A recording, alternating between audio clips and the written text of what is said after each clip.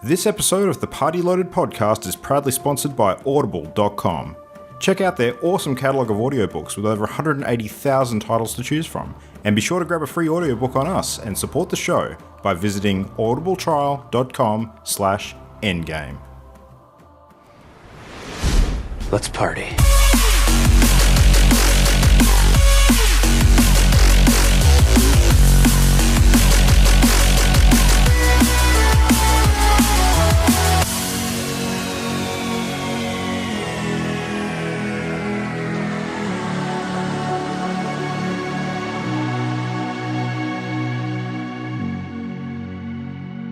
Hello, it's the party. It's getting loaded. Video games this year have fucking exploded. So, welcome to Party Loaded. This is, of course, your weekly hit of everything great in the world of video games. My name is Luke Rotellak, here to bring to you the crew consisting of Jam is back. Hello, Jam. What's going on? Hello.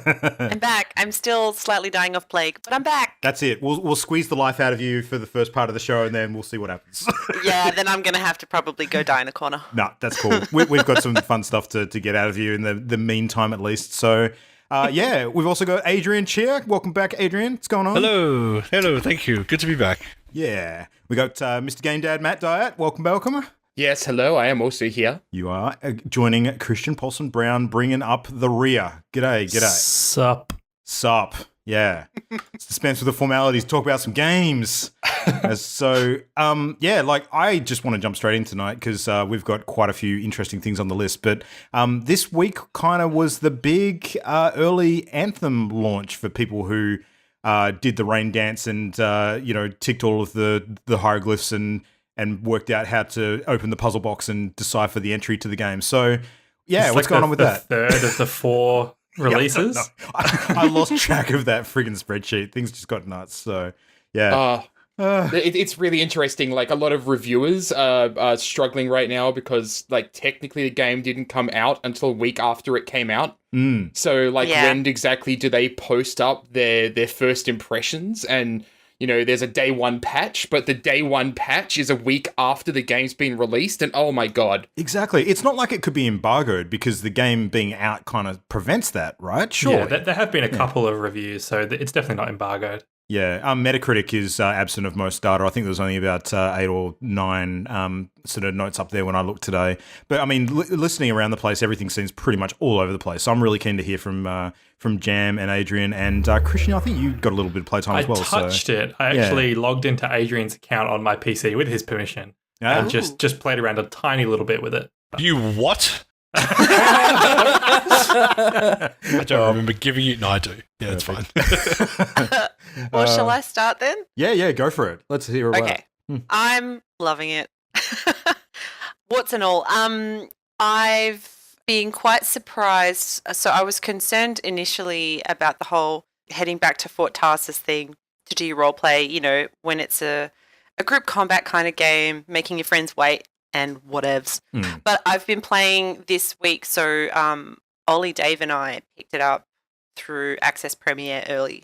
I've redone a number of missions twice with different people to help them catch up to the point in the storyline, and I've loved every minute of it. Well, that's good because you'll probably get to do it a third time. Yeah, no doubt. I really enjoy the combat. I think the maneuverability with the javelins, and I'm maining Colossus at the moment. Her name is Beefcake, and she's beautiful.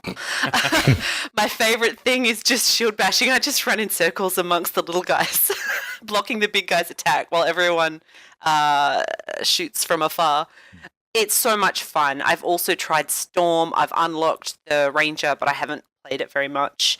The different playstyles that I've used based on the javelin and the way I've geared it up is really cool. It's been so much fun. And the dimensionality of the environment, you can really take advantage of it when you remember, oh shit, I can go up. Yeah. I don't have to just run around on the ground like a twit. The environment itself is stunning. I don't know if you've seen my Discord, Luke, and some of the screenshots I've taken. Yes, I have. It's gorgeous. I'll pinch a few and put them up on our Twitter pretty. later, actually. That's probably something I should do. So pretty. I've dropped into free roam just to roam. for about a solid hour trying to see the different areas I hadn't seen. It's beautiful. I want a photo mode. Classic me. I'm kind of surprised there isn't one, actually, because that didn't occur to me. Well, maybe I have to look a little harder. I don't know. Oh, you're probably right. And the bit I was concerned about, the heading back to Fort Tarsus for any role-playing stuff, I've been delighted interacting with the NPCs there, even though I can't exist in that space with my friends that I've been questing with. I really enjoy the dialogue. There's a lot of humor in there, which surprised me. And the NPCs all have really hilarious personalities. And my favorite one from the demo, Amal, I haven't even had a chance to interact with yet. I'm actually not yet up to the missions that I saw in the demo in the storyline. But I'm more attached to some of these characters than to any single character from Mass Effect Andromeda. Yeah. Like I had zero investment in that last game, and in this one, it's a fun surprise. There are a couple of voice actors I've recognized around Fort Tarsus and gone, that's hilarious. A couple from Brooklyn Nine-Nine, aren't there? Or something? There's, Boyle. Boyle's in there and he's a dick. It's so funny. So good. So overall, my experience, loving it. Flaws, there's definitely been some. I've had some technical issues. I had 2 loadouts get corrupted. Each time I unlocked a new javelin, it would corrupt an old loadout. And if I even so much as hovered my mouse over it, I'd crash to desktop. Oh. I've had the audio issue once where halfway through a mission I just lost all sound. I had to wait till we finished the mission, shut the game down, restart it. A few other little bugs. And the load screens, Adrian, they've been getting worse. They've definitely been getting worse as I've been playing. So I don't know if I just didn't notice it at the start. I just think they're, I don't know, getting a bit crappy.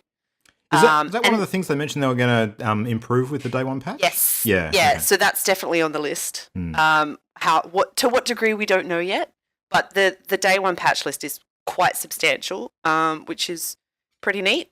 They're certainly acknowledging a lot more than Fallout did with their update issues.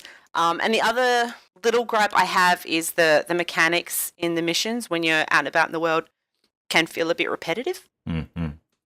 But if it's a storyline mission, you tend to get the dialogue from the NPC you've been sent to quest on behalf of, and cool shit's happening all around you. When you're playing with friends who are all trying to one-up one another with their abilities and their ultimates, it's much less noticeable.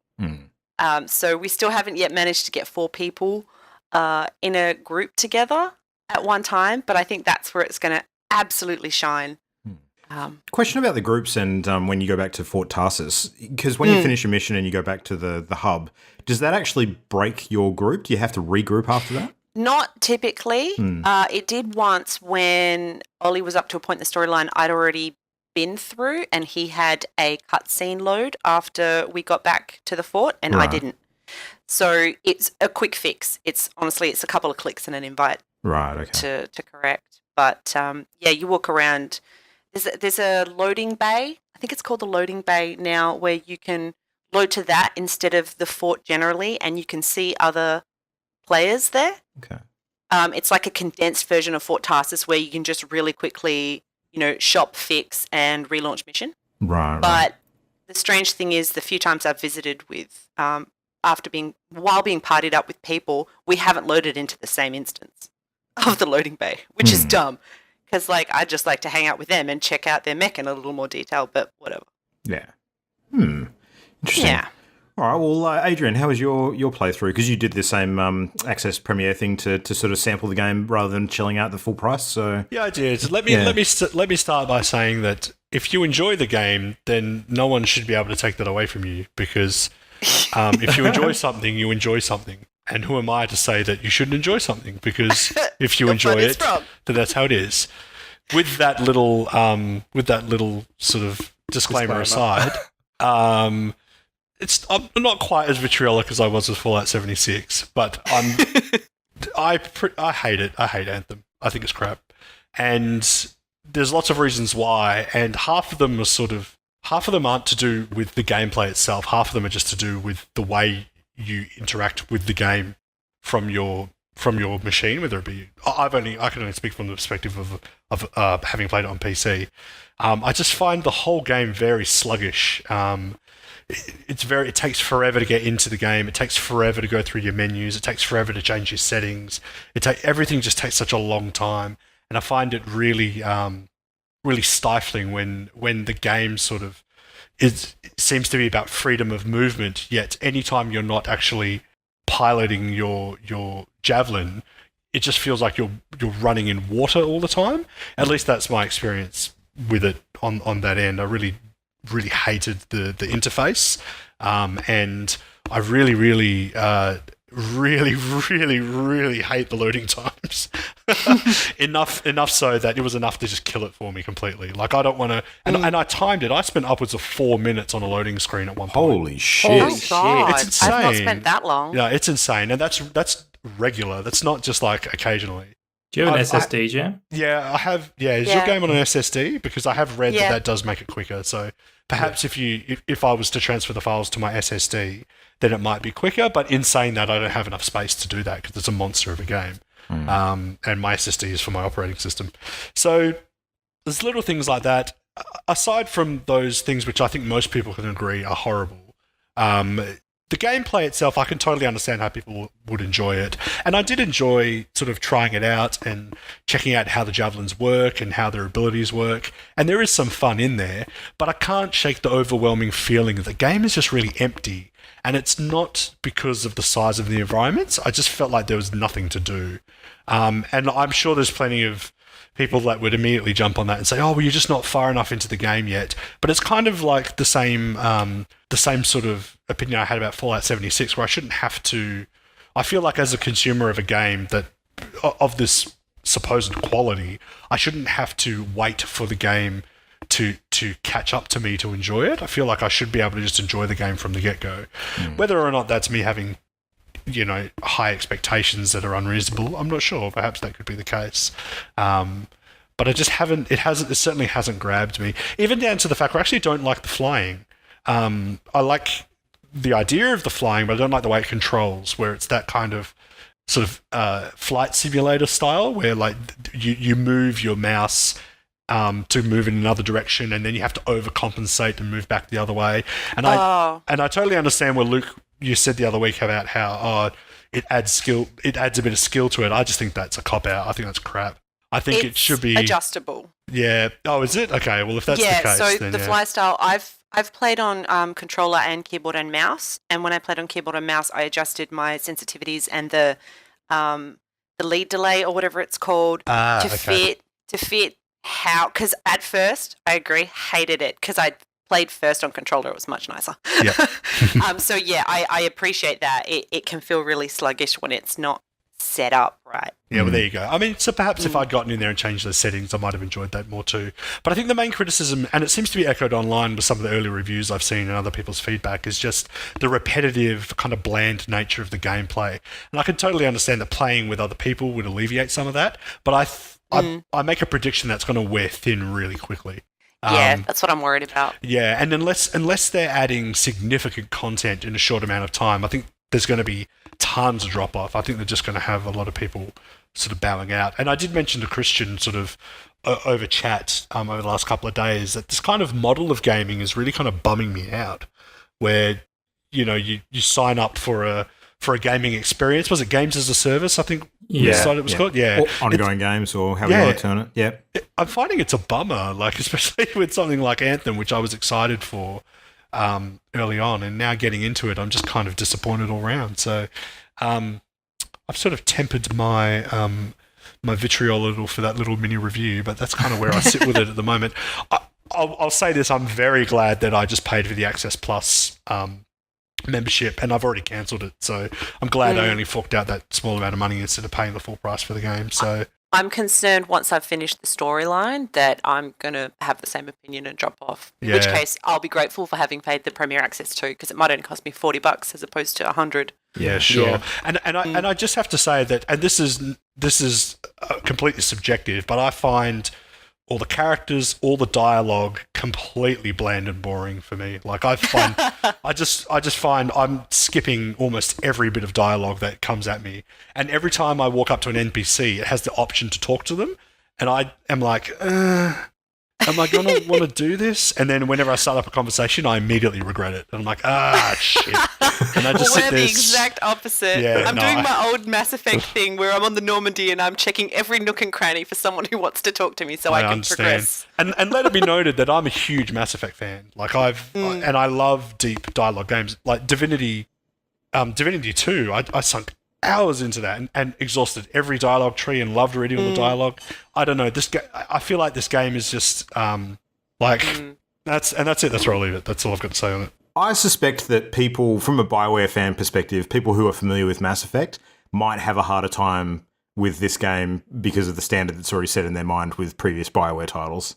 Based on their expectations. Yeah. But Adrian and Jan, you're both huge Mass Effect fans. Oh, yeah. You're split on this. So I think that it comes to it as, it's not just that Mass Effect expectation comes into it too. Yeah, I don't know. I was going to say, I haven't played Anthem yet or anything like that, but Jam, you were saying that you didn't engage with the characters from Andromeda, but I did, and I loved Andromeda. I had a ton of fun with it. So I would suggest and wager that a lot of this comes down to the fact that, Adrian, you probably found the characters really boring because you found the game really boring because you were sitting on loading screens for 4 minutes. That's true. And you want to jump in and actually do stuff, not jump in and after a 4-minute waiting screen, go and actually have a conversation with somebody that, hasn't quite got the depth that the Mass Effect stuff has. Because everything I've seen, it suggests that it doesn't have the depth that a Mass Effect game would have. So I don't think it has any depth at all, to be honest. One thing I do want to say as well is that my experience was severely marred by my very poor frame rate that I experienced during the game. Yeah. And I spent hours and hours and hours testing and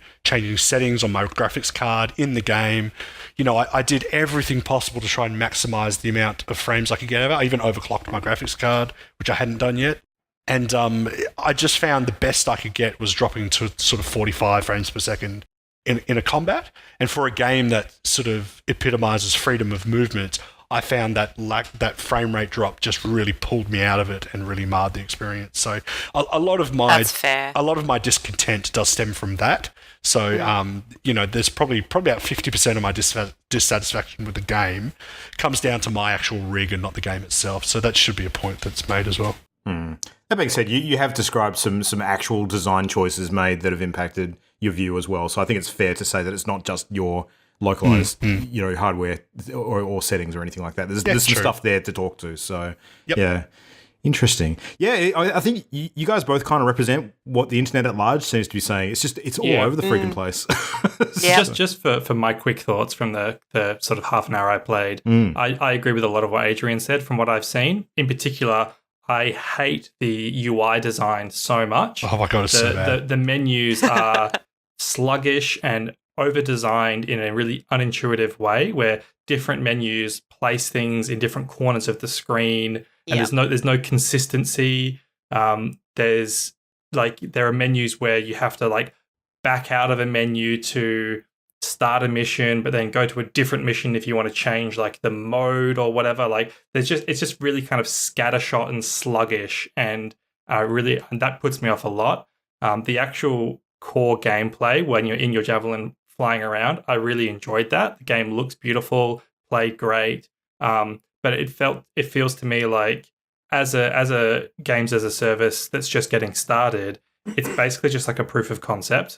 We've got this beautiful system, but we are going to fill it with actual content over the next 2 years. And for me, I'm happy to wait. I intend to get to play Anthem, but in 6 months' time, or maybe a year's time, when there's some content, more content for it.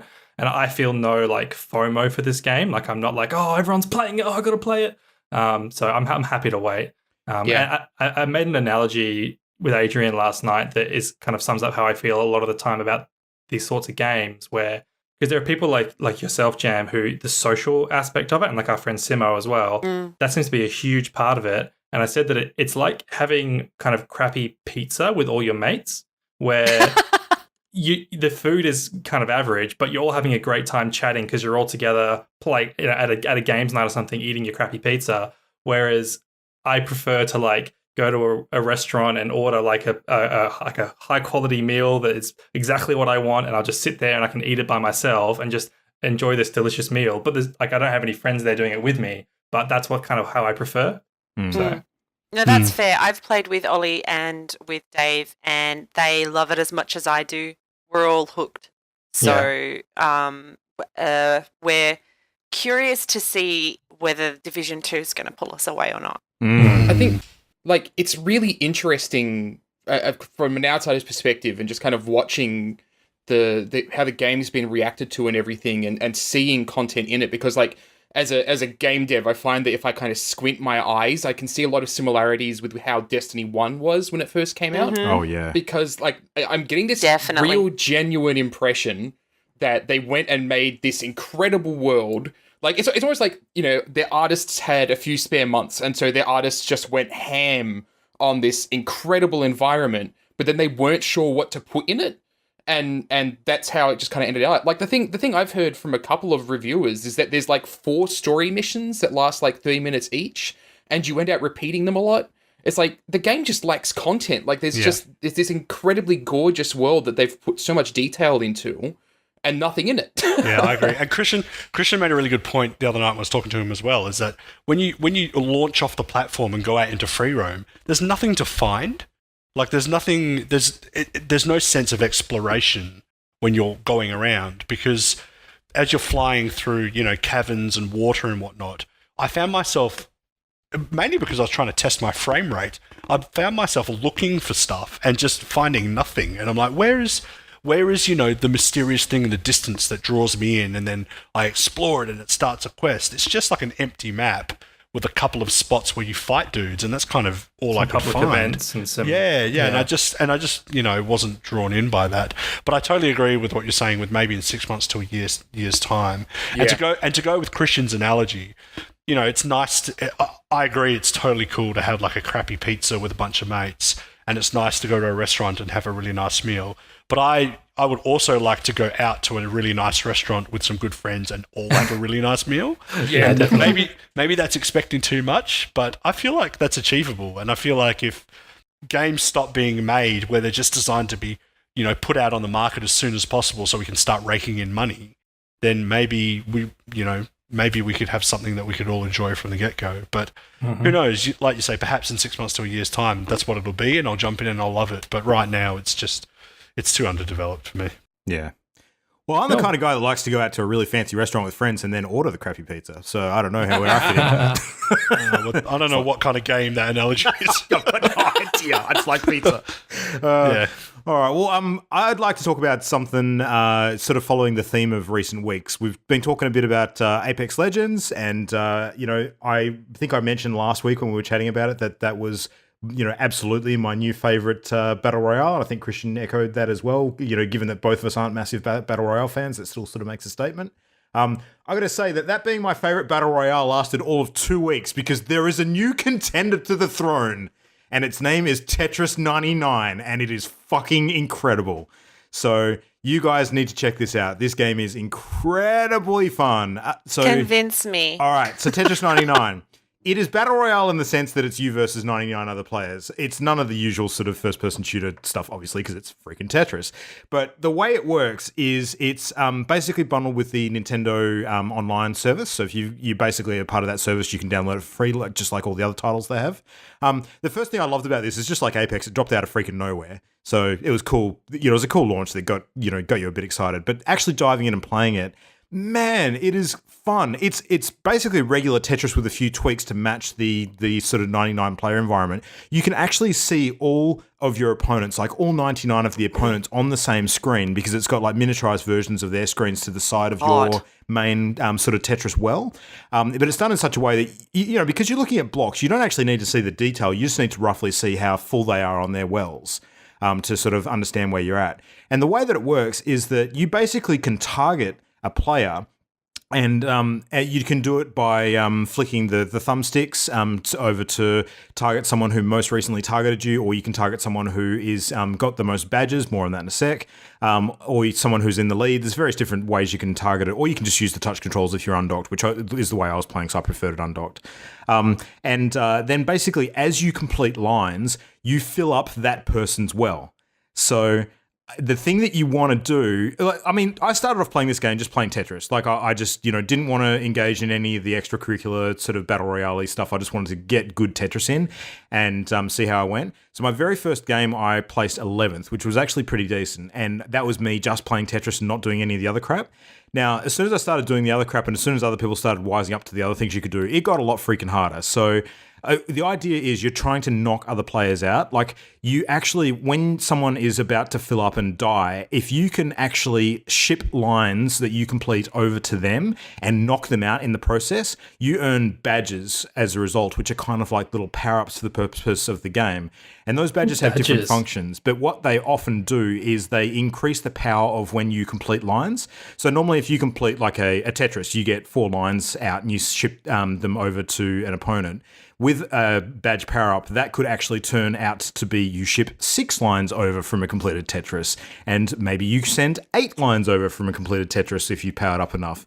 So you really get quite dangerous. But the catch is that the badges are visible. So if people see you powering up throughout the game, every motherfucker is going to target you. So you've got to be really careful about when you start doing it and picking it up, because if you get too strong too early, then you're just a massive sitting duck for everyone who, takes out their vengeance on you. So it's a real balancing act, I found. And like you find that when people start getting to the top of their well and they're really struggling, people just pile on and destroy them like in an instant. So you've really got to try and stay low and not let yourself get up too high, because people will sense blood in the water and they'll just go for you. So, but that whole balance and like just actually doing the competitive Tetris against other people, the rounds are quick. You get through them like quite rapidly. I don't think I've had one that's lasted more than 10 minutes. It's usually around 5.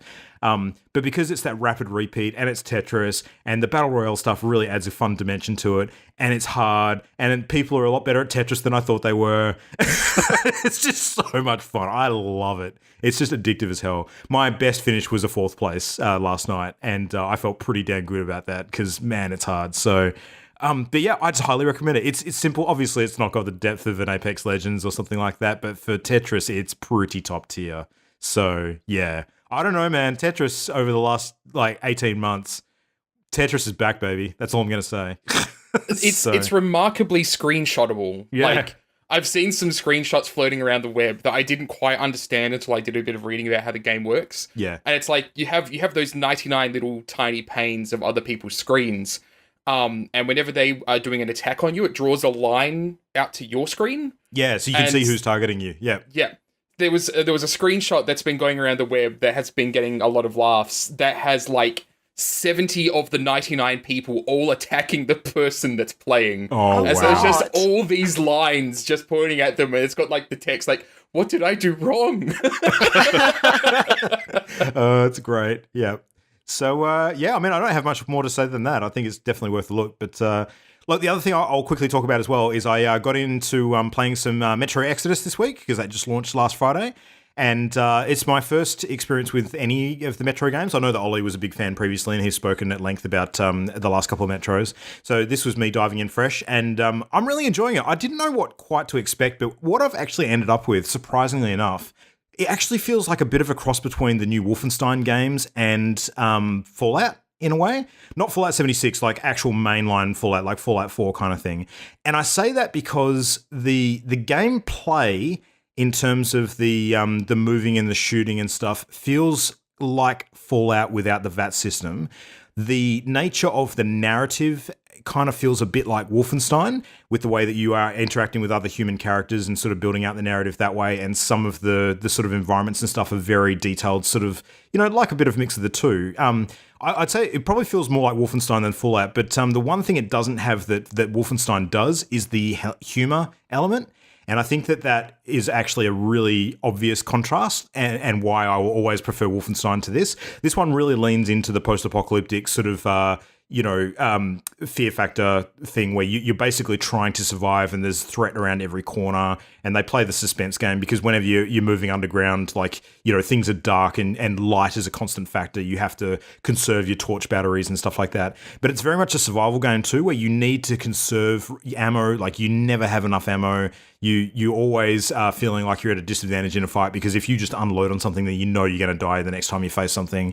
It's often better to run away than to engage stuff because you don't actually get any drops from most enemies as well, unless you're dropping humans that are carrying like ammo and guns and stuff on them. But general sort of, mutant creatures out in the wild, you get virtually nothing from. So, but also your air is in constant danger, and your goggles too. Like your goggles that you wear actually messed up, and you have to take them off and clean your goggles and put them back on so you can see properly. And that's dangerous in the middle of a firefight, as you would expect. So you really got to pick your timing, otherwise it's quite awkward. But it's cool. I really enjoy the game. I don't know what I was expecting, but it wasn't this, and I dig it. But I don't know. I'm surprised by it at the same time. It's just cool. So. If you enjoy those sorts of games, like particularly the Wolfenstein series, I think you probably really dig this game. It's great. I've heard a couple of criticisms that Metro Exodus is maybe not hitting some of the great suspense areas of the previous games because a lot of the game takes place in the overworld. It's not as much underground as the previous ones have been. Okay. Yeah, because the whole idea that was some of the best stuff in the... I have played the first two games. That was the impression I got. Yeah, the atmosphere was the best thing about it, and I actually even in the first two games, anytime you went on the surface was my least enjoyable time with the game. I loved going through like the pitch black metro system where it's like super like oppressive atmosphere. Yeah, and on the surface you have the radiation as like an added layer to deal with. But yeah, I always prefer the underground stuff.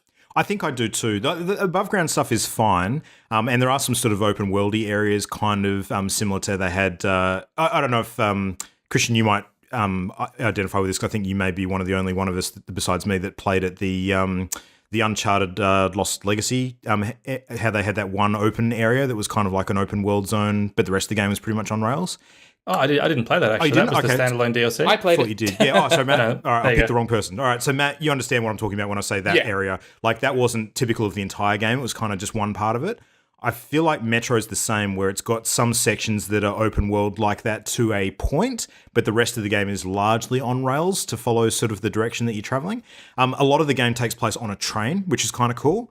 And it sort of forms like a bit of your hub in a way, and because the train travels, you're constantly changing environment as you move through it.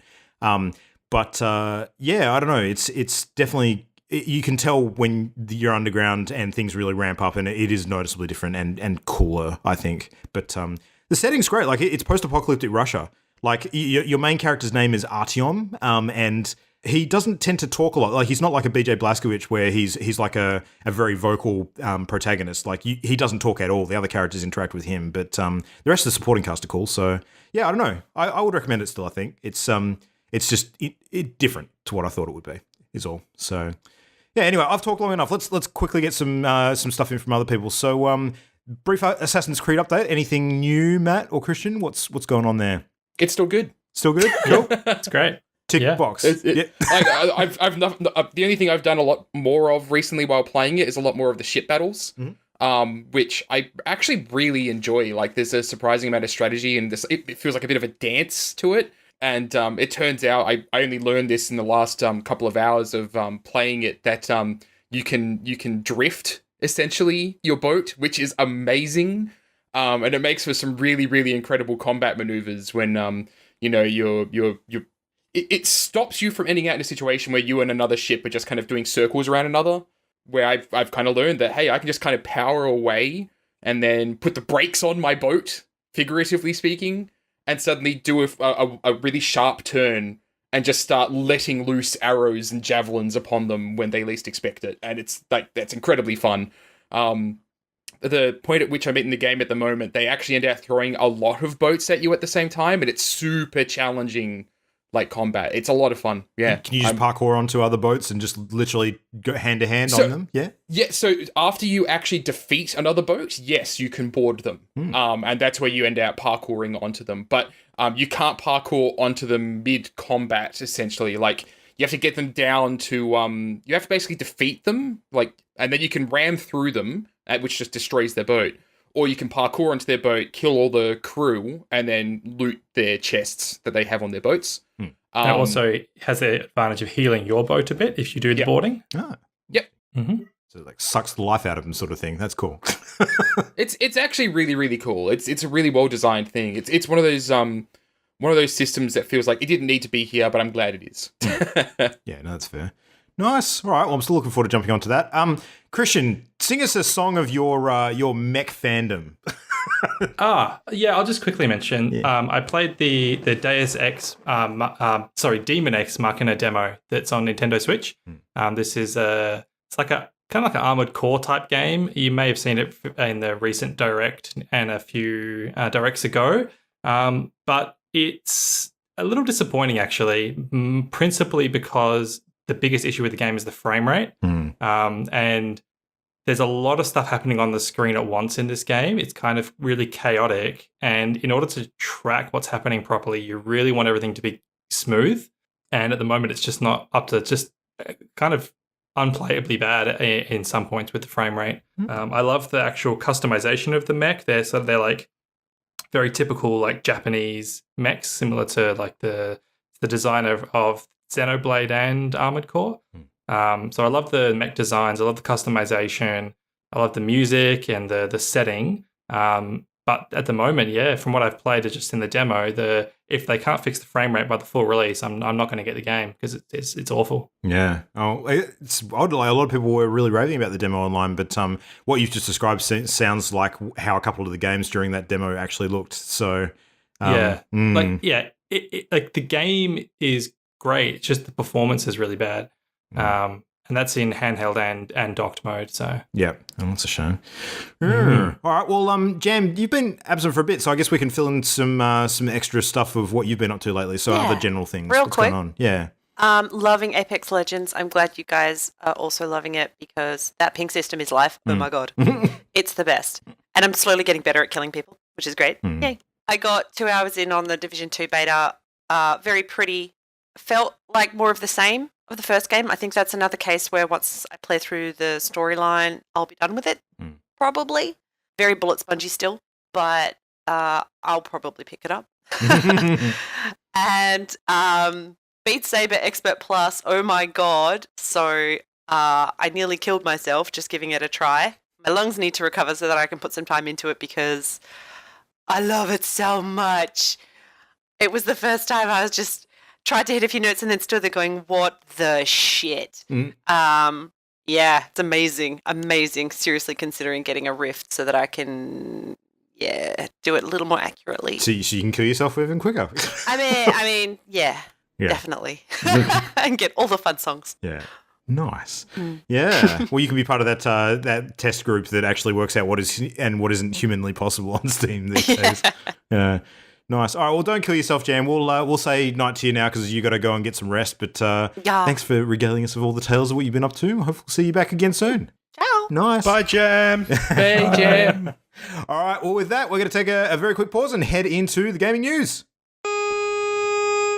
Now it's time to hear some gaming news. Time for some gaming news. All right, so first up in the news, we had the Nintendo Direct that we mentioned was imminent last week. Yeah, it was pretty awesome. They just run through a few of the key things from the Direct. So I feel like you're understating it a little bit, but go on. No, look, okay, here's the thing. So we talked about this a little bit. I said I thought the Direct was good. You were like, it's fucking hype train, woo woo.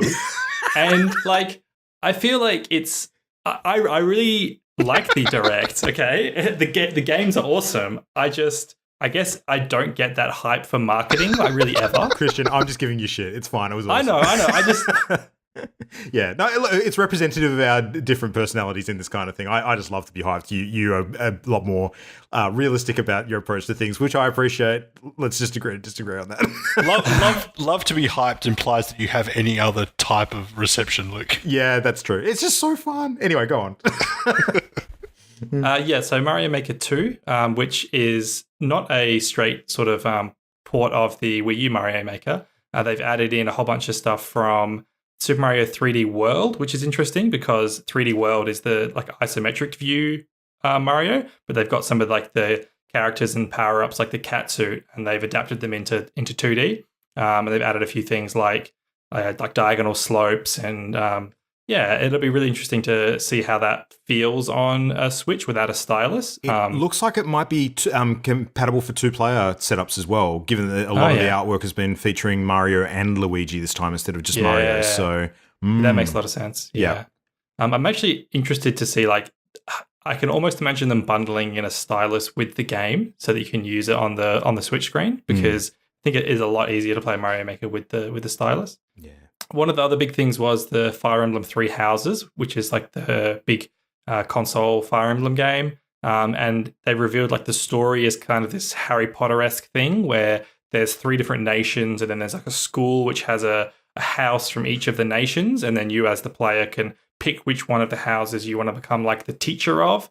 So it has a bit of it's very, very Japanese, like turning it into like a school sort of thing, and then you go out as the teacher and your students go to battle to practice, that sort of thing. I'm really looking forward to that game. I love Fire Emblem. And then Zelda, the Link's Awakening like remake, it looks phenomenal. So it's this adorable little almost like a plasticine kind of look, super chibi look, with the sort of soft focus that makes everything look miniature.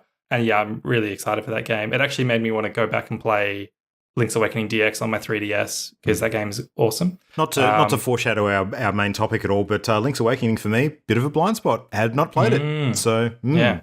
And then Astral Chain was probably the biggest surprise for me. It's the new Platinum title where you kind of play as like future cops in like a cyberpunky sort of Tokyo setting, and it's super anime, and I love it. And the combat looks like it's got that perfect platinum flavor to it, and the music is awesome. I cannot find a isolated rip of the song from the trailer yet, which is bumming me out, because I just want to listen to it on loop. But yeah, I'm super looking forward to that. It reminds me a lot of, there's an old anime called Bubblegum Crisis. Yep, I was going to say the same thing. Yep. Mm-hmm. Yeah, or even there's the AD Police spin-off from Bubblegum Crisis, which it's even more like. And then there was Tetris 99, which you mentioned, Luke. There was the Demon Ex Machina, which I mentioned, and then a few other things. Probably the weirdest thing was the Assassin's Creed 3 remastered, because in my opinion, Assassin's Creed 3 is quite a bad game, one of the worst Assassin's Creed games. I almost think it's a disservice to Ubisoft to put it on the Switch, because it will put people off playing Assassin's Creed games. But not to mention that the demo they showed looked like it was running like arse. It looked awful. Yeah. Yeah, I don't know. Yeah, that's a bit of a concern. The other one that I was excited about to see was the Bloodstained Ritual of the Night presentation, because I'm super looking forward to that game, being a big Castlevania fan. So looking forward to that. Be cool. And a few classic Final Fantasy games too. Final Fantasy 9 and 7 coming to Switch. 8 still mysteriously absent. Yeah, it's the anniversary of 8 this month as well, I believe. I think it's 20 years old. So no word at all. That thing's just lost in time. So who knows? Might actually be my favourite. Yeah, I loved it. I thought it was great. Well, maybe they're not releasing it because they're doing a remake or something, like a more remastered sort of gig. Oh, man. After the quality of some of the remakes we've had recently, I would be all over that if that was the case, but I don't know. Yeah. I doubt it, but... Cool. So I've got some more GDC news that is potentially very interesting. So Google is going to unveil a big new gaming project during GDC. Dun, dun, dun. According to Jason Schreier. Google Glass. The Google Glass. God, no, please no. Actually, so around this time last year, Jason had actually reported that apparently Google was working on a platform that could take on Xbox and PlayStation for gaming. And so the fact that this announcement is now coming from Google during the Game Developers Conference is interesting. I would not be surprised, though, if it was just like related to their VR stuff that they've got. Like they've got their own VR specific platform thing. But if they're actually entering the space to add some competition to like Microsoft and Nintendo and Sony, that would be interesting. Like they develop hardware. Like, they could do an Android-driven console, though we've seen that has not ended well in past. But it would be interesting. Yeah, there's a lot of potential there. Right now, it's very, very light on details.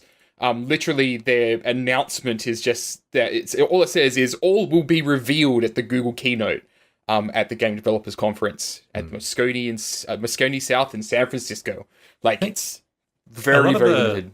A lot of the rumors I'm seeing are about like a streaming type service. Yeah. Because apparently they did a test a couple of months ago and streaming a game, I think it was Assassin's Creed actually, through Google Chrome. They did a partnership with Ubisoft, and there was a lot of good reports about how that went. So yeah, so I'm thinking like maybe they'll leverage their like a massive like server capacity that Google obviously has to be able to serve up like a gaming streaming service. Should be interesting. And if it goes through Chrome, then it'll be on mobile, it'll be on desktop, and all sorts of things. Yeah, I'm with you, Christian. I think that a gaming streaming or subscription service makes sense. A new console would not be a wise move, I think. Yeah. Because there was actually a company that I forget what they were called, but they actually did. Yeah, I think that was them. Where you could actually like rent games, and rather than actually having anything installed, you would literally just stream them to your computer, and it was terrible because like they were so slow and laggy. But if they did something like that was actually served up in fairly good time, that was light on lag, like, let's be honest, I don't think that's any sort of service that's ever going to make its way to Australia with our internet in the current state it's in. Not unless they get local infrastructure that's able to serve that stuff up, which they very well could. I mean, like, if Netflix can handle it, then I'm sure Google can. But yeah, it'll be interesting. But games are a weird one. Like, any sort of lag on input, it doesn't matter if it's not an online game, it's going to suck. Yeah. Like, it's going to feel really, really nasty. So it'll be interesting. To see what happens. But yeah, I don't know. It's very light on details, but I'm a total Google fanboy, to be perfectly honest. So I'm always interested in what they're doing. If it came out that the announcement was actually related to game AI, because they're doing a lot of AI research, that would be really cool. Oh, like, shit. I would be so into that. I didn't even think of that. Yeah. That would be awesome. Yeah. I don't know. Who knows what's going to be possible with 5G in the future too? That might open some doors that we hadn't considered as well. Yeah. That's a long way off though, isn't it? 5G. Isn't that the kind of thing that's been thrown around, but everyone's like, yeah, 5G is out there, but nothing can really use it yet? I think we're starting to see a bit of it in Australia, but like the NBN, it will take a while to get everywhere. So it'll happen a lot quicker. 5G will be nationwide before NBN's finished, I guarantee. Yeah, absolutely. Yeah, because TPG, Optus, and Telstra are all eyeing it for like late this year or next year. Oh wow! But I mean, right now, it doesn't have, like, very few devices can access it. Is that right? Or no, I mean it's a upgraded mobile network. So the next generation of like top line mobile phones now can access it. Okay, all right, yeah. Cool. Yes, a couple of other quick announcements. Some sequels to beloved indie games.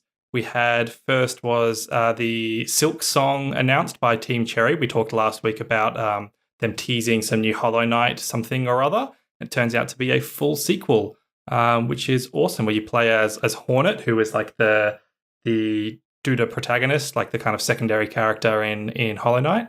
It seems to be, a full-blown sequel instead of just any sort of add-on content, which is super exciting. Do you know what I love with what Team Cherry have done with this as well? Is they're actually giving a copy of the sequel to all of the original Kickstarter backers too. What a fucking awesome thing to do. Yeah. That's awesome. Yeah, and then the other announcement was Darkest Dungeon 2, which came out just like announced today, I'm super psyched for that as well. The only details we've got are that they are completely revamping the meta game. So the core combat system seems to be intact, but shaken up a little bit. But the meta game system will be completely different. They've said that it's going to be much more focused on a journey instead of like a town system. And in the trailer, you see like a sort of Arctic mountain scene, like a Himalayan mountain scene. It kind of conjures up at the Mountains of Madness, kind of Lovecraftian That's exactly vibes. What I thought, yeah. Yeah. So some sort of delving into the ancients' ruins scenario would be what I envisage. As long as the art style is intact and the announcer makes a return, I'm all in on that. That's so cool. I'm sure, the art style will be the same. The characters featured in the trailer are the same, like some of the same class characters from the original game. Oh, shit. So, I expect to see that kept intact. Yep. Massive hype. Awesome. So, another beloved indie game, a bit more local one that's seeing a big new content release is Armello. So we've talked heaps about Armello on the show, probably not as much recently, but we did speak last year about their move towards Armello 2.0. And in fact, we had Darcy on from the community team from League of Geeks to chat a little bit about that. And they finally released the details and the date. So Armello 2.0 is going to be coming to Steam on February the 26th, so that's coming right up around the next week, and a bunch of new features. So they've redesigned a whole bunch of artwork. There's a new clan grounds area where you can browse and customize and work through all your hero sort of mastery levels in the sort of game interface. They've overhauled the menus completely. Where you select the heroes has been completely overhauled as well. The 3D card art they've moved to, so similar to how Hearthstone does it with the golden cards, like it's all going to be cool animations now. And they've really put a bunch of work into the partying up for multiplayer as well, because that was a bit of a gripe with people before, sort of not being able to party up easily. But yeah, just a whole bunch of quality of life fixes, some really cool graphical enhancements, just more of the really good core stuff that people love. And it's looking pretty exciting. So I'm looking forward to playing a bit of that. Armello is a great game. So that's that. Still never played Armello. Yeah, I think you'd really dig it. I do. I have bought it. I bought it on sale once, but I never played it. Well, maybe this is your opportunity then. Maybe it is. There you go. Cool. All right, well, over to you, Christian. Take it away. Yeah, so for our sort of main talking topic tonight, I wanted to have a chat with you guys about some gaming blind spots or some confessions of major game franchises that you've actually never played. There may be franchises that you didn't discover until you too late, or you didn't have access to them when you were younger, something like that. But for whatever reason, the sort of franchises that have been around a long time, since the 90s or the early 2000s, and you've just never really interacted with them very much. Because I'm sure that as passionate as we all are about gaming, there's always some things that come up where you're in that conversation with your group of friends, and everyone in that circle has played this series of games, and they're all chatting about it, and you're just there like, oh, I've never played that series, and you can't contribute to the conversation, and it makes you sad, and then you want to go and play it so you can be part of the cool group. Yeah. Not talking from personal experience or anything. I just wanted to have a bit of a casual chat about it. Why don't you start us off? Let's say, Luke, just what's a gaming franchise that you has passed you by for some reason? Well, long-time listeners of the show probably won't find this a surprise, because I'm sure I've mentioned it before, but one of my biggest gaming blind spots, regrettably, is actually Halo. So I have still, to this date, never played a single minute of a Halo game ever. So, not even multiplayer? No, not even multiplayer. And I own Halo Reach, and I've never cracked the seal on it and actually put it in. So, wow. Yeah, I have been... I have been planning to pick up the Master Chief Collection at some point, but I just haven't gotten around to it. And I think maybe the issues surrounding the Master Chief Collection that existed a couple of years ago when it launched, and they had a whole bunch of drama with it, kind of put me off a little bit. I was waiting for a more polished version of that to come out. But yeah, Halo, man, that's a big one for me. Halo's one of mine too. I have never played a Halo game. I have played a little bit of multiplayer just at a friend's place in high school. I think Halo 2 maybe, or maybe even Halo 1. But yeah, I'm the exact same as you, Luke. I've never actually played through a Halo game. I have wanted to at certain points, but I've never owned an Xbox. I know that some of them are on PC. I'm not sure exactly what. I know, Matt, you're a big Halo guy, right? I'm a huge Halo fan. In fact, listening to Matt recently has really driven it home for me. Yeah. I am just going to say right now, I'm incredibly disappointed in both of you. It is definitely one of those tentpole mascot franchises that I've never played. Have you played them, Adrian? Yeah, I think I got to Halo 3, but that's only because my brother bought an Xbox when we were living together at one point. So did 3 come out on the Xbox One, or did it come out on... That was the 360, was it? Was it 360? Yeah, so maybe not 3, maybe just 1 and 2 I played. But I enjoyed them. I quite liked them. I particularly enjoyed playing them on, was it Heroic, the hardest setting? I kind of got into that and played through, I think both of those all the way through on that really hard difficulty. maybe that was the early seeding of my roguelike kind of fetish, being punished by a game and having to learn something inside out. So who knows? But yeah, I enjoyed it. I was just gonna say, like, the thing I find really interesting about the Halo series is that, like, I have had lengthy discussions with some of my friends online about which Halo game is the best one, and everybody has a different opinion, and that just really speaks to the quality of all of those games. Like, I'm a huge fan of Halo 2, and I know that a lot of people hate it because they just dislike the ending, but, it was one of those games that I just adored playing, and I probably put even more time in with Halo 3, just kind of given the open world aesthetic of it, and the fact that you could just approach battles in so many more ways than you could with previous games. But then a lot of my friends will turn around and say, how fucking dare you like those things over Halo 1, which is clearly the best one. And then, I will turn around and say, actually, I'm also wrong because ODST is the best one. So I think the fact that people can't agree is a super good sign. That's yeah.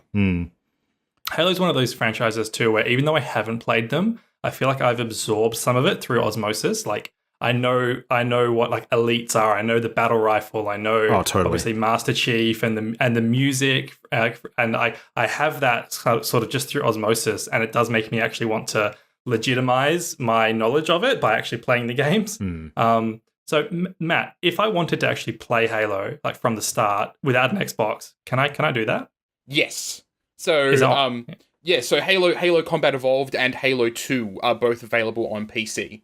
So you can actually play both of those and find out whether or not you actually enjoy them.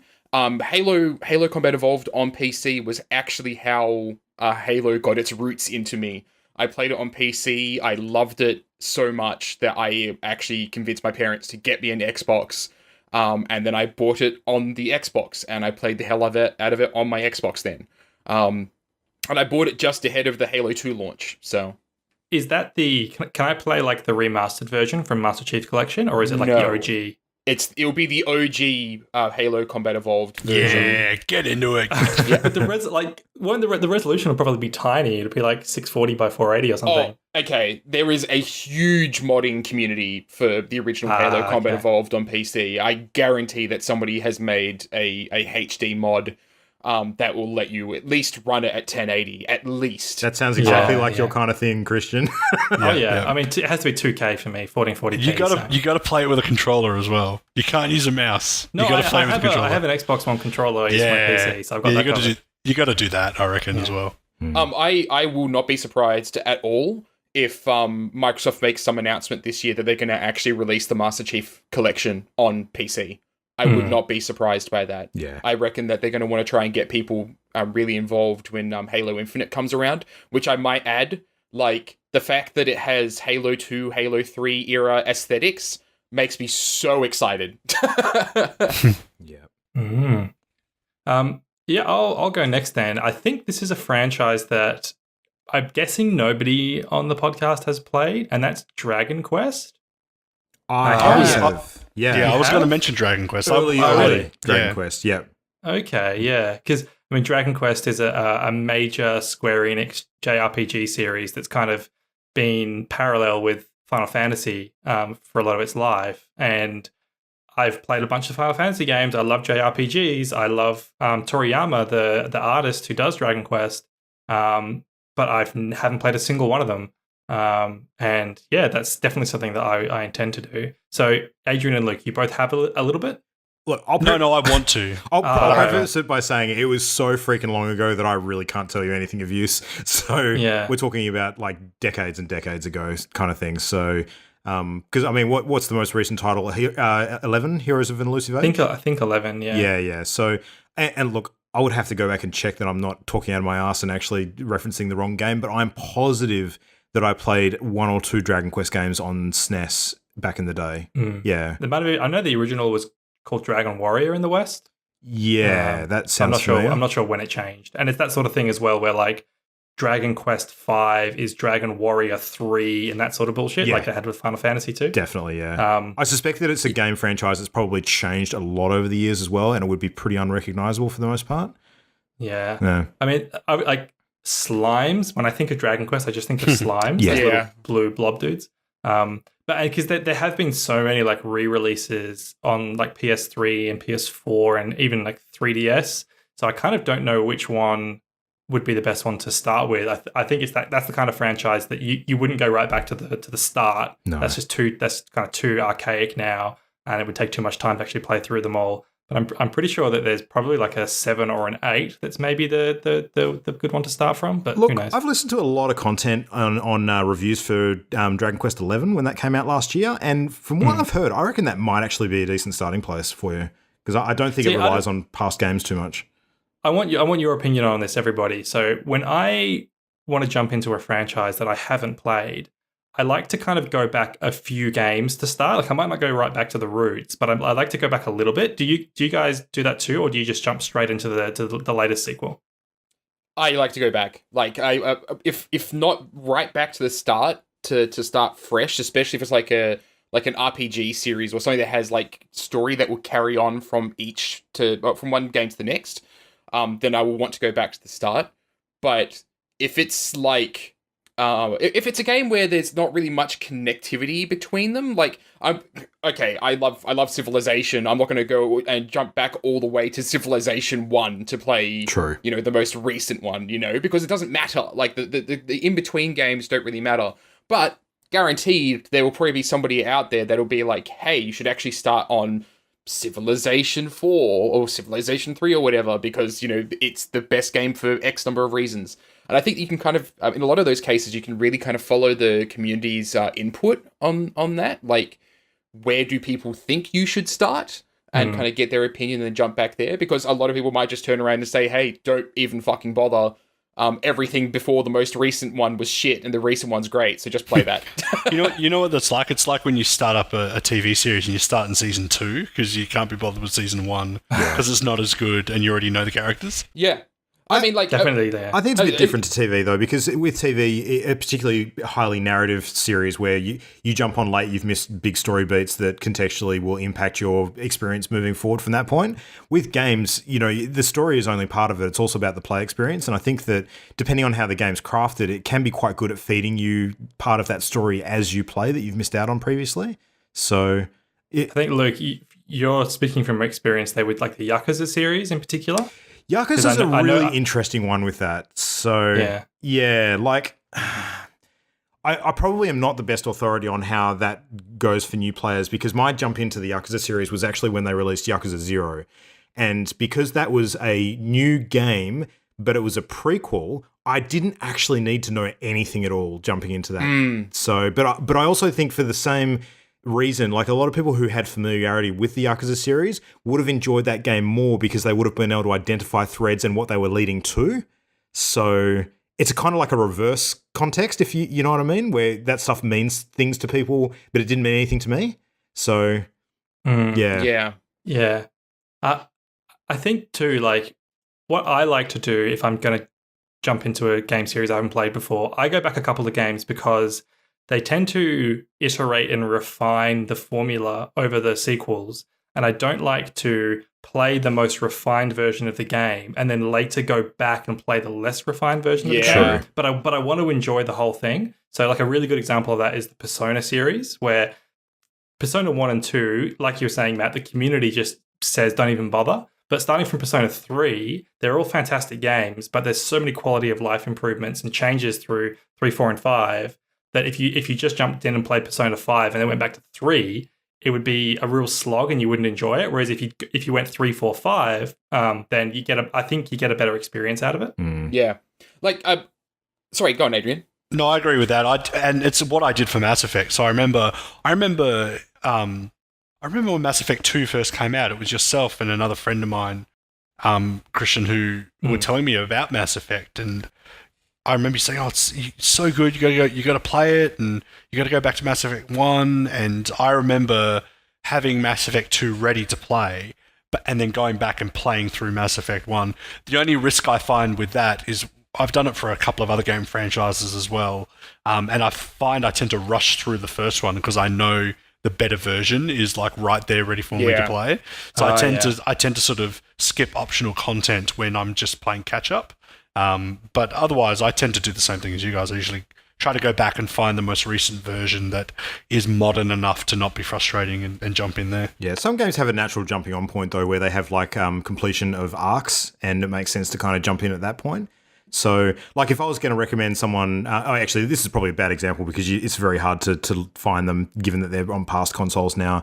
But like the Metroid series is a good example. Like, I feel like someone could jump in at Metroid Prime and play through that, because moving from 2D, platformer to 3D environmental puzzler is kind of like a significant enough jump that you could start there.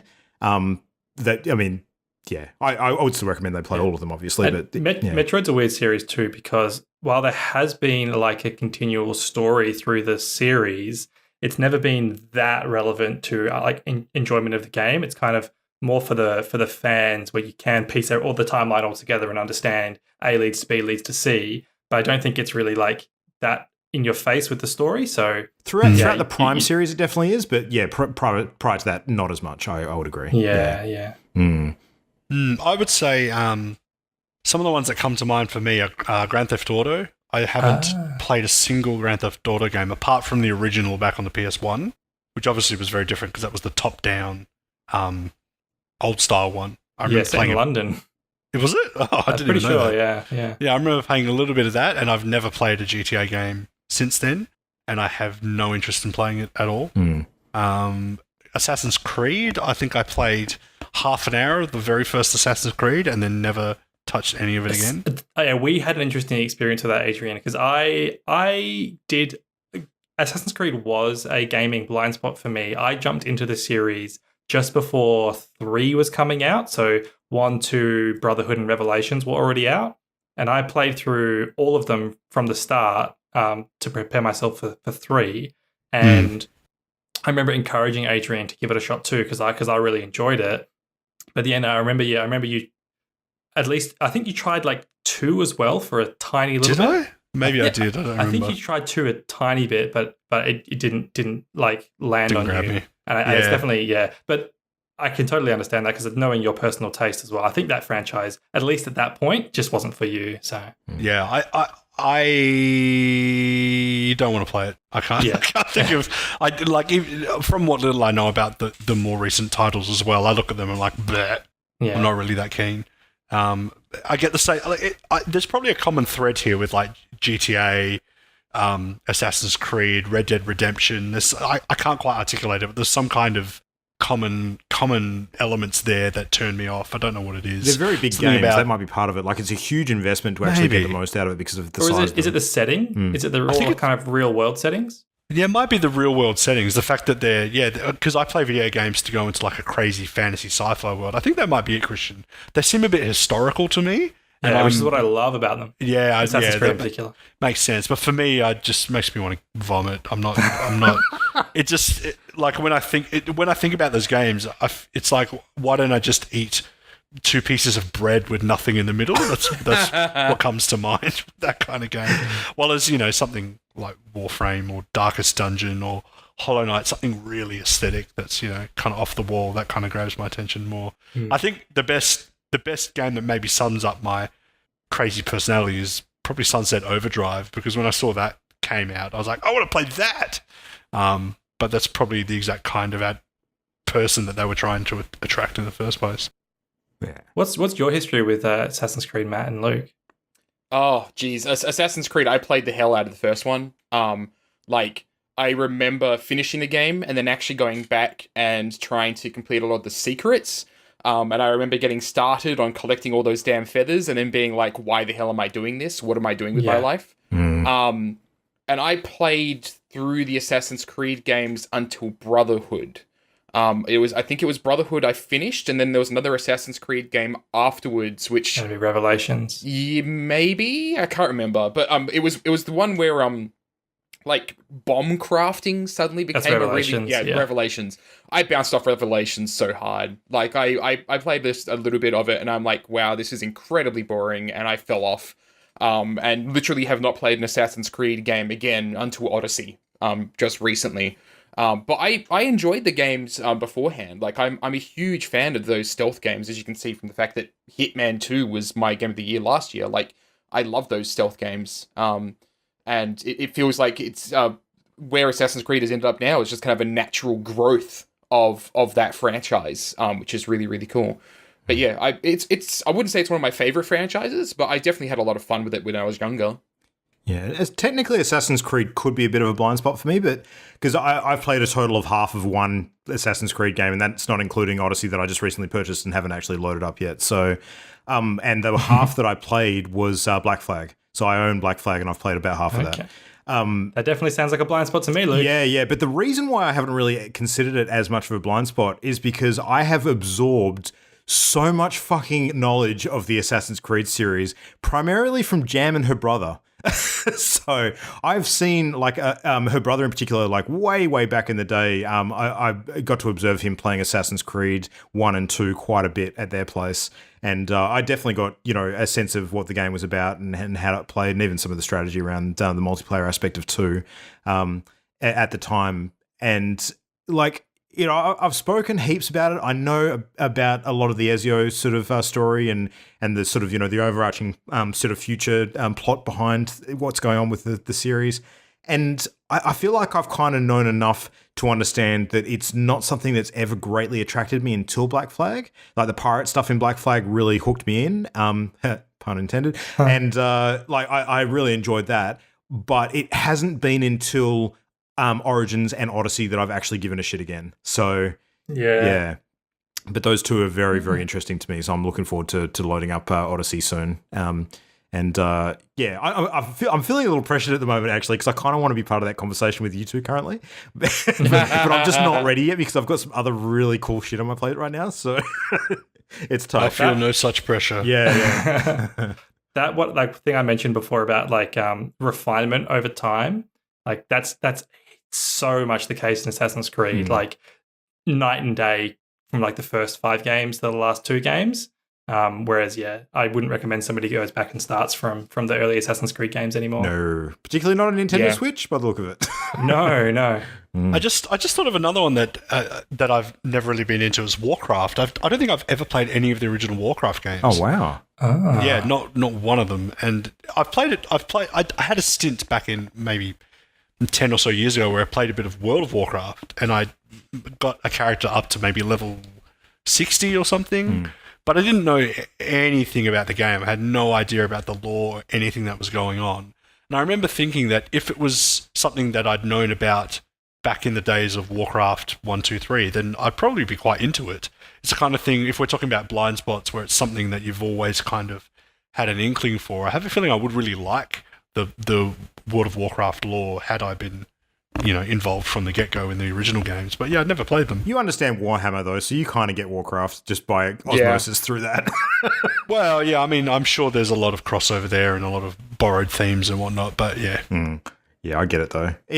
Warcraft as an RTS is an interesting one because I think a lot of people may have skipped that in favor of some of the other big titles around at the time. But World of Warcraft is where obviously people who haven't seen that game or experienced it, that's probably a big blind spot for a number of people. So, Yeah, it's weird. I played Warcraft 1 a tiny bit. I played Warcraft 2 a bunch. Warcraft 3 I played a tiny bit at LAN. But then I never got into World of Warcraft. Actually, I preferred the RTS stuff. I never played them in a big way. Like it was more that sort of way that you play a game as a kid where you just play the single player campaign a little bit, maybe some skirmish maps. I wasn't like super into strategy or anything like that, but I enjoyed the RTS series, but just never got into World of Warcraft. Yeah. All right, well, I'm going to put my foot forward and offer up a fairly shocking blind spot now. One that may surprise you greatly because it's a bit of a secret shame of mine. Okay. I'm actually going to say that I consider as a franchise that The Legend of Zelda is a big blind spot for me. And the reason for that is because there's a whole bunch of games throughout the middle of that franchise's lifespan that I have not played at all. So I've played and completed I haven't completed original Legend of Zelda yet because I only actually just started playing that this year, in fact. Late last year on Switch. I have completed the sequel to that. So what was it called? Adventure of Link? Adventure of Link, yeah. Adventure of Link, the side-scrolling one. I've completed that. I've completed Link to the Past on the SNES. And then after that, I have a massive gap up until A Link Between Worlds and then Breath of the Wild. Everything else in between, I've barely touched. So, yeah. So I think Zelda is one of those franchises that people have chunks out of it. Like people will bite into the franchise at different points. I think it's very rare to meet somebody who's played every single Zelda game because there are so many. I'm sure there are tons of people out there, but just like casual Nintendo fans, I think hardly anybody will have played everything, including like Oracle of Ages and Minish Cap, Spirit Tracks, all of those like sort of the handheld ones and smaller titles.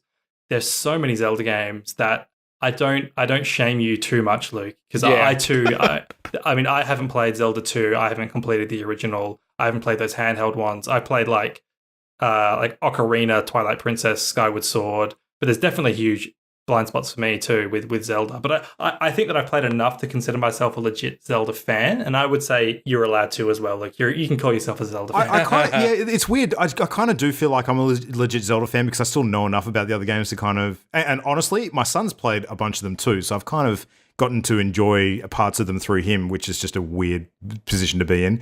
Like he can talk my ear off about Twilight Princess or Ocarina, and I'm just like, I can't believe you've played these before me, you little bastard. Anyway, actually, I take that back. I reckon you have to play one of the 3D, like big 3D Zelda games, other than Breath of the Wild. I agree. You have to pick Ocarina, Twilight Princess, or Skyward Sword. If you knock one of those out, you reckon Skyward Sword? That's my favorite. Ironically, I actually own the first two on. Hang on, do I own both of them? I think I've got both of them on 3DS, or am I getting that wrong? I know I've got Ocarina on 3DS because they released that on 3DS. Yeah, and Majora's Mask on 3DS. Oh, no, it's Majora's Mask. Yeah, I don't have Twilight Princess. I've got Majora's Mask on 3DS. Yep. So they did a Wii U re-release of that, so hopefully that'll come to Switch as well. Yeah, I can always play Twilight on Wii U because my son owns that. I bought it for him. So, yeah. So there you go. I bought it. Zelda, man? I was just going to say, like, let's be honest. If you were to say with 100% certainty that The Legend of Zelda was not a gaming blind spot for you, you would basically have to say that every other video game in existence was a gaming blind spot for you. Because the time investment to get through all of it, it's like saying that Final Fantasy is a gaming blind spot for you. Because, like, who has the time to play all that shit? Me. Yeah. I have played every single Final Fantasy game through to 12. Really? Yeah, and I've played 15 as well. I haven't played 13 or the weirdness with 14. So did you play 10 too, Luke? I did. In fact, I completed it. Did you finish them all? I fucking did. Every single one of them. Except for 15. I haven't finished 15 yet. So what about Crystal Chronicles? Yep, finished it. Shit. Yep. There you go. Yep. All right, well, so I'm just going to say I don't have any gaming blind spots. I see all. So no, I definitely have not touched Final Fantasy, and I have no interest in touching it, so I'm not even going to discuss that. But one of the ones that I am going to discuss, because I am actually interested in it, but I've never been able to bring myself to play it, is The Witcher. I can tell you a tale about my experience with the same thing, Matt, because I had a blind spot for the Witcher franchise 2 years ago, and I discussed it on this show as part of a different topic. And it all came about because I started playing Witcher 3, which I immediately identified as a fucking incredible game, and decided that I really wanted to enjoy it to the point that I felt like I had to go back and play the previous two. And I feel like that may have been a mistake. Because I went back and I played Witcher 1, and honestly, the story was really cool. I was enjoying all the character development and stuff, but because of how aged the game was, I actually found that I was struggling to play it. Pathetic. So, yeah, I don't know if I feel the same way about 2. I haven't loaded up 2 either, despite owning it. But Witcher 1 is full of what I call Euro jank. Like it is like a very European indie game. Like I played Witcher. I did the thing where Witcher 2 was coming out, so I hurried up and played Witcher 1 to prepare myself. Yep. And I had that luxury of not having experienced the more refined thing. So I did enjoy my time with Witcher 1, but even playing it, I could feel that like it was, really janky. Now here's the problem though. Like Witcher does the Mass Effect thing, where if you start from Witcher 3, at the beginning of the game, certain choices that you've made in Witcher 1 and 2 actually really matter. So, it does ask you about what you did in certain circumstances. So if you don't know the answer, you can just take a punt and say, yeah, I did this, I did that.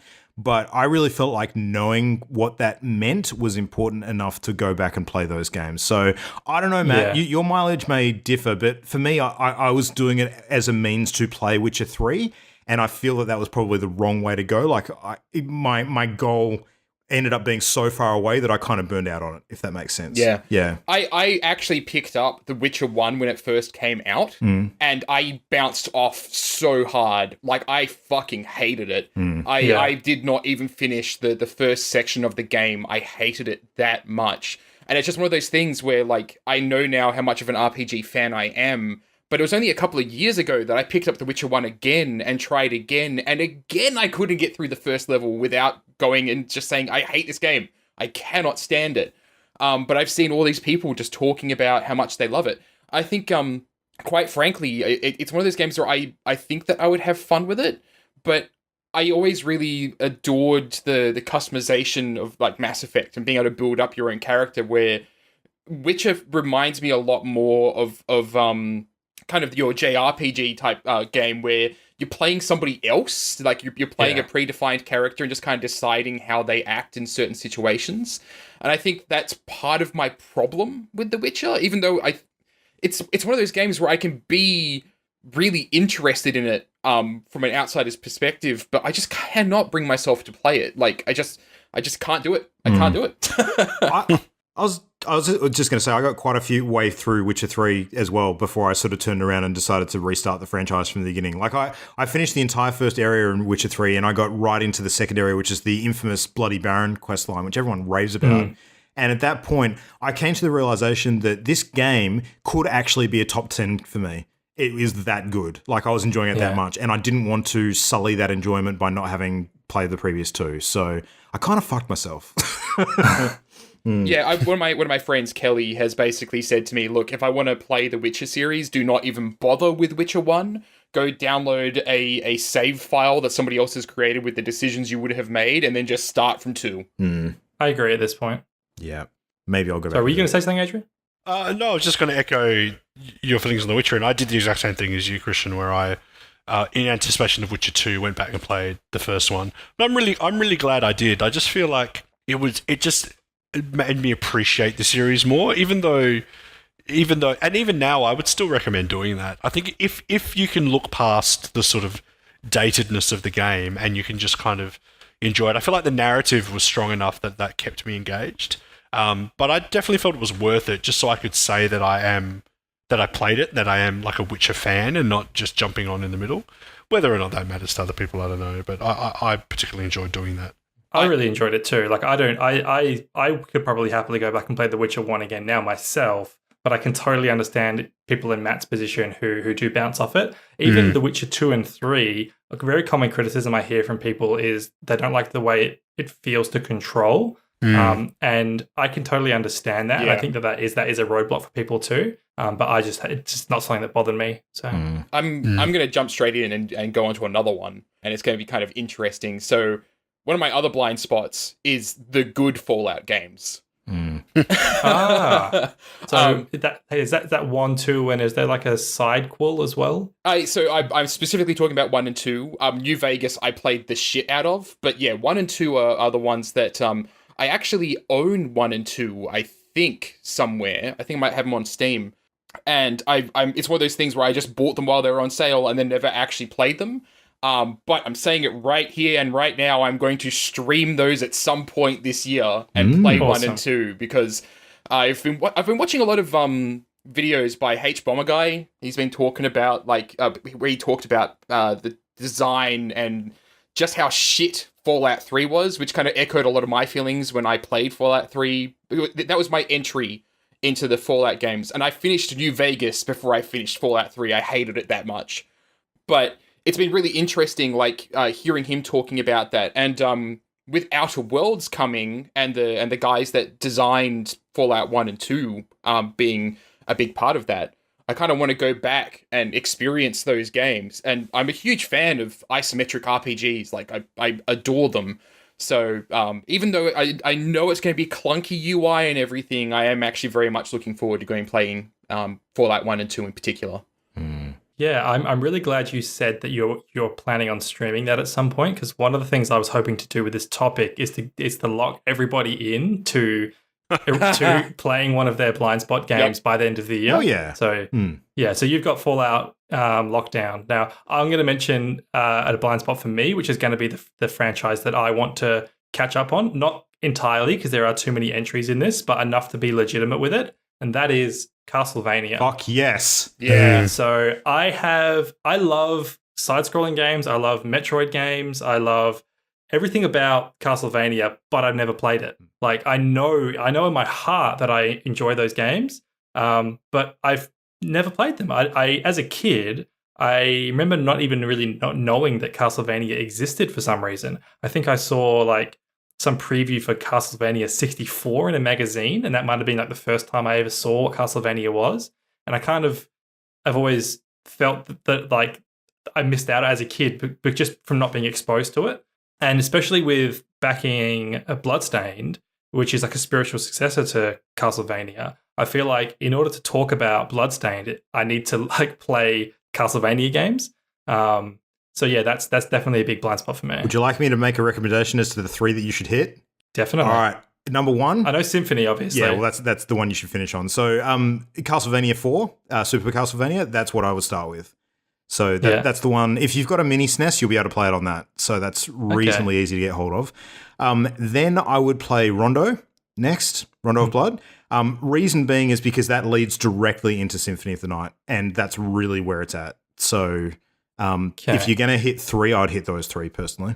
Yeah, I want to try. I know that there's some really popular DS ones as well. The names escape me. Mirror of Something maybe is one of them. Oh yeah, I don't think I've touched those. But so I like listened to a whole bunch of people talk about Castlevania, and was 1 or 2 others I want to hit. But definitely not Castlevania 64, and definitely not the recent like 3D action remakes. I know they had like Lords of Shadow 1 and 2. Yeah. Not going to bother with those, definitely. No, you don't need to. Just make sure that you tap all that off by rewatching the Netflix series and, just get drunk. I don't know. That's another thing too. That's another reason why, because I haven't watched the Netflix series because I feel like a phony though. I'm like, I want to play the games first and then I can watch the series. Yeah, I definitely recommend playing the games first because there's some stuff in the series that you'll be like, oh, holy shit, they put that in. Yeah, it's good. Yeah. And even like there's memes about Castlevania, like with like the what is it? What is the meaning of a man and shit like that from the poor translation. Yeah. That like I want to be in on the Castlevania memes too. So. The soundtrack is where it's at. Pay attention to the soundtrack and look up the tracks after you play. Yeah, definitely worthwhile. Will do. Very cool. Anybody else? The only one I can think of, and because you've set the challenge, the only thing I can think of is maybe Kingdom Hearts. Because I played the first one, and that's it. And I don't remember finishing it. Oh, no, maybe I did finish it, but I don't remember it. So I have a feeling maybe I might give that a go. Because if there's anything that might draw me in, maybe it's a game with Disney characters in it. So that might be the way to go. And it seems meaty enough that maybe I could call it an accomplishment if I managed to get through them. So unless you can think of any others, that might be something I'd commit to. Kingdom Hearts is a bit of a blind spot for me too, largely because when I saw the trailers at E3 for Kingdom Hearts 3, I took an ice pick and gouged out my eyes. Fuck that noise. Oh my god, the trailer was terrible. You're really motivating me, Luke. I'm really looking forward to it now. Yeah. No. I know people love that series. Like obviously it's like some people's like favorite games of all time. But and I think Adrian, because there are so many spin-offs and side quests. Just the main ones, I think. I've heard though that you have to play the main ones, but you should also play Dream Drop Distance and Birth by Sleep. Apparently, they're 2 that are very important to understanding for the plot. 3.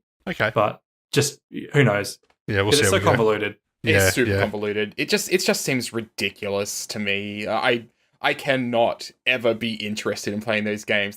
It seems like the equivalent of being like, I'm a film critic and I love watching movies, so I'm going to sit myself down and rewatch The Room dozens of times over, just so I can really understand what he was going for.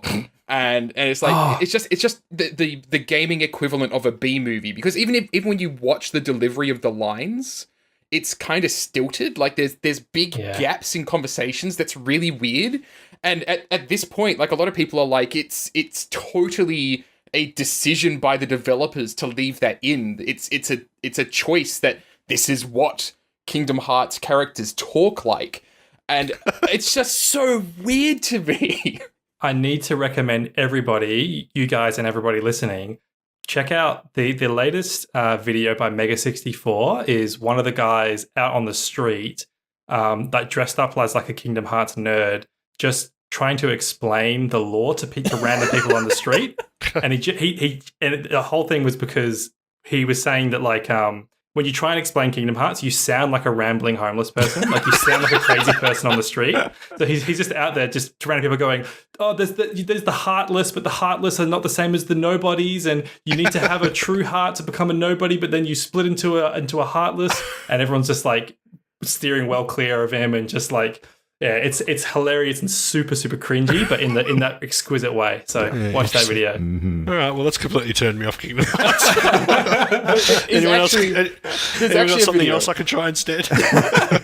There's a video I watched just recently that's like a 30-minute explanation of the plot of Kingdom Hearts going into Kingdom Hearts 3, and it is the most convoluted shit that just constantly retcons itself.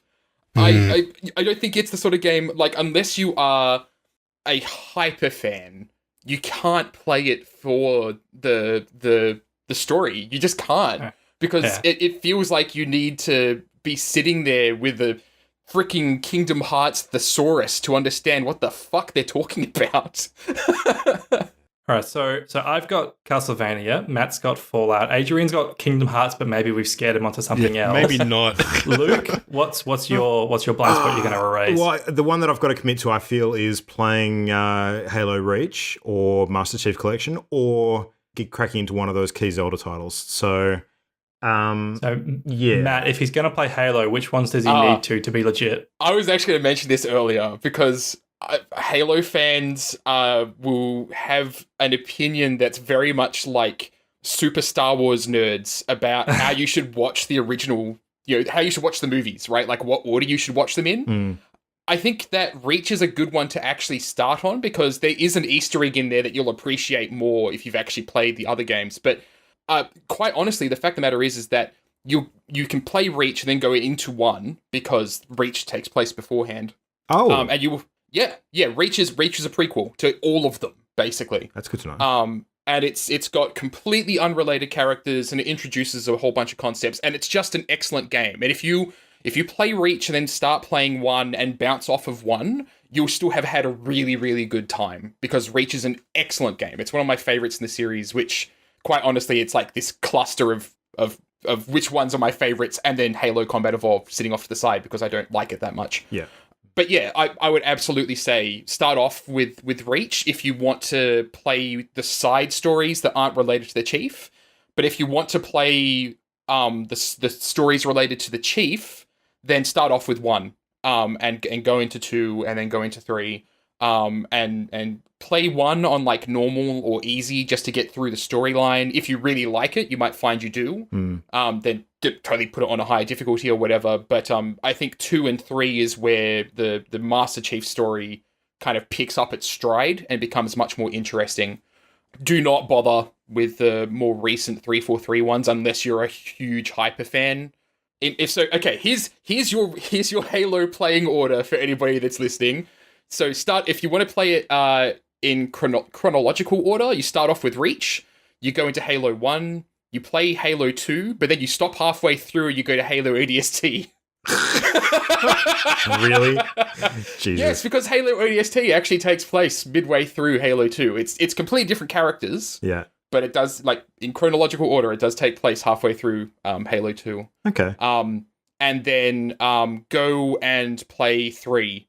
And yeah, I'm trying to remember if there's any other ones. No, that's it. That's it for the Bungie Halos. I mean, I already own Reach, so that makes that pretty easy. So yeah, all right, my commitments. I lay it down now. I'm gonna play Reach and I'm gonna play Ocarina. They're my 2. Cool, yeah. Awesome. All right, so we've all got our picks, and I will allow you to change at a later date, Adrian. But yes, please. We've got our picks for now. So yeah, that was a pretty fun conversation. Thanks, guys. I just wanted to have a bit of a chat. It's almost like we've got all this time with no games coming out at the moment. Oh, wait. Yeah. There's one more I want to mention just really briefly because I know that Luke is going to just be like, how dare you? But yeah, Metroid. is one of mine. I have not played a single Metroid game. No, this is... Oh, why are you going to do that? This pleases me, Matt, because now I will ride you like a fucking stallion until you get that shit done. Oh, wow. It's a poor choice of words. Very wow. Okay. Yeah. No. Do you have a plan with that? Did you actually think you know where you want to start, or... not to be ridden by a stallion should be at the top of your plan list, I think. I do not have any idea where I'd like to start. I actually would really like to go back and play the original because it's such a classic. But I recommend that. Yeah, I don't know. I honestly don't know where to start. I hadn't actually made any plans on playing Metroid because, again, it's one of those things where I can really appreciate it from afar, and I've watched so many gameplay videos of all of the Metroid games that I feel like I've just kind of lived it through other people. But one day I'll go around playing it, for sure. Yeah. I think the first one is a fine place to start, especially given that it's available on anyone's mini NES that they may have picked up in recent years. So, and it's actually on the Switch online subscription service. That's a really good Metroid point. as well. Yeah, and Super, I think, is coming soon if it's not already. Maybe, yeah, but definitely at least Metroid at the moment. Yeah. My advice, Matt, is allow yourself to use a walkthrough or a guide for Metroid, because I think that it is, as a product of 1986, it can be a bit archaic, and there are a lot of hidden corners and stuff that is sort of easy to get stuck on. Yeah. So to make it a smooth experience, to lubricate you through to the sequels, allow yourself a walkthrough. Yeah. Yep.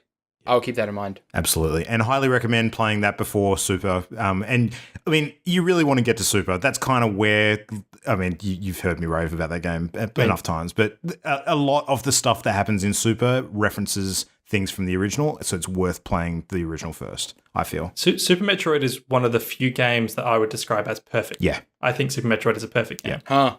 Wow. Okay. Well, that's high recommendations. I'll get to it. Yep. That's two of us saying that to you. Just putting that down there. Yeah, so. That's true. I'm gonna have to do it at some point now. I'll add it to my list. Heart's a perfect game. Fuck no. Perfect waste of time. Yeah. Oh man, you don't hear me dunk on games very often, but I'll make a special exception for Kingdom Hearts. And I have absolutely no knowledge of having played it. I just feel like I had to make a position and stick to it. I'm not going to lie, guys. I'm desperately Googling as we speak for other game franchises that I can swap to. I have some rapid fire ones you might want to think about. Yeah, go on. Metal Gear. That's one of my Metal spots. Gear. Yep. Resident Evil. Mm-hmm. Another Resident one of my Evil. blind spots. Mega Man is one of mine, but I think that I'm pretty sure that's not one of yours. No, it's not. But yeah, like you could go with Metal Gear or Resident Evil. Resident Evil. The one thing I'd say about Metal Gear, Adrian, is I know you're generally not a fan of stealth gameplay. Is that right? That's true. Yeah, I don't like stealth too much. Metal Gear, I was actually going to mention, that's one of the few franchises that I have identified as a blind spot very late into the series and gone back right to the start and played. So before Metal Gear Solid 5 was coming out, I went right back and I played 1, 2, 3, and I started 4 in anticipation of playing 5. I actually never played 5, but I thoroughly enjoyed playing 1, 2, 3. So Five's the best gameplay, but maybe not the best story, is all I'll say. Yeah. But yeah, because you're not a fan of stealth, I don't know. So maybe Resident Evil's a better one. And they've just and you've got access to the remake of 1 that came out on PS4. So and then Resident Evil 2 obviously just coming out. So I think it's a perfect time to do Resident Evil. That sounds good. I might do that because I remember really enjoying Resident Evil games, but never finished them because I was, I think, too young and didn't have the chutzpah to get through them. The only one I've played all the way through, I think, was 4, which was when I was living with you, Christian. One are fucking great. They're really good games. Yeah, for sure. And 7 is... maybe that's now Resident Evil for Adrian. Yeah, there you go. All right, let's do that. Yeah. Awesome. So thanks, guys. I mean, there wasn't much huge overarching point to this conversation, but I just like talking about games. Yeah. So it's good enough for me. About that. What's wrong with you?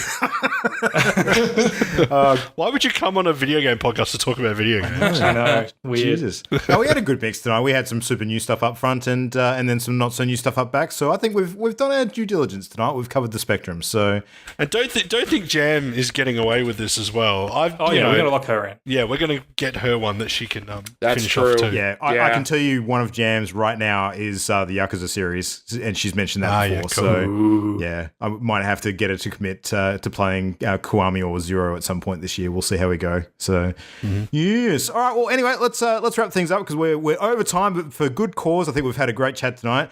You can give us your recommendations or let us know what your gaming blind spots are by hitting us up at all the usual locations. So, mail at partyloaded.com, at partyloadedshow on Twitter. Check us out on Facebook just by searching for Party Loaded, and you can find the hub with links to everything at channelendgame.com. And check out all the recent content there.